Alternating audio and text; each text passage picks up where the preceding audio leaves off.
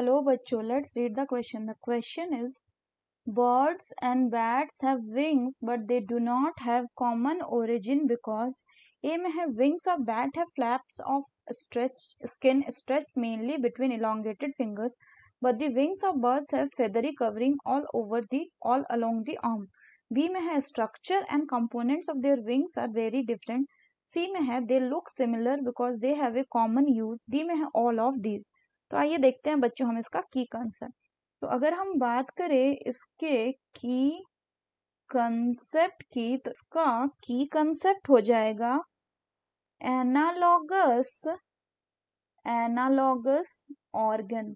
अगर हम analogous organ की बात करें बच्चों, तो एनालॉगस ऑर्गन वैसे ऑर्गन होते हैं which do not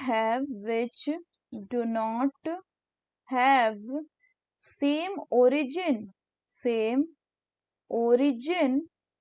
and similar structures, but they do have similar function। लेकिन इनमें क्या होता है बच्चों, सिमिलर फंक्शंस होते हैं। अगर हम इसको दिए गए एग्जाम्पल से समझे, यानी किसकी बात कर रहे हैं बच्चों, birds wings and bat wing. तो अगर हम बात करें बच्चों बर्ड्स के विंग की, तो बर्ड का जो विंग होता है इसमें क्या प्रेजेंट होता है, इसमें so the bird wings consist of feathers. इसमें बच्चों फेदर्स सोच रहे हैं which are extending all along the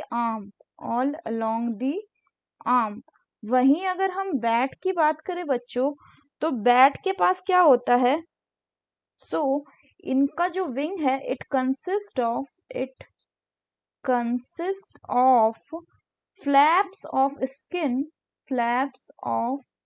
skin which is stretched, जो कि स्ट्रेच रहता है कहाँ पे बच्चों, between the bones of fingers and arm,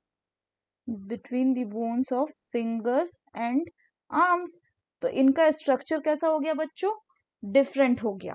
अगर हम बात करें तो फिर ये एनालॉगस, इनका फंक्शन क्या है, बट दोनों का फंक्शन क्या है बच्चों, सिमिलर, बट बोथ फंक्शन जो है वो सेम है, और वो कैसा है, वो है फॉर फ्लाइंग।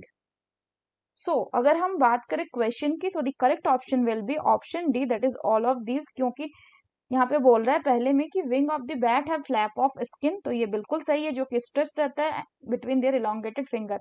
लेकिन बर्ड के पास फेदरी कवर होता है। बी में बोल रहा है कि structure and component of their wing जो है वो बहुत डिफरेंट होता है, बिल्कुल सही है। फिर बोल रहा है वो दोनों सिमिलर इसलिए देखते हैं क्योंकि उनका यूज कॉमन होता है, तो इसलिए करेक्ट ऑप्शन डी हो गया हमारा।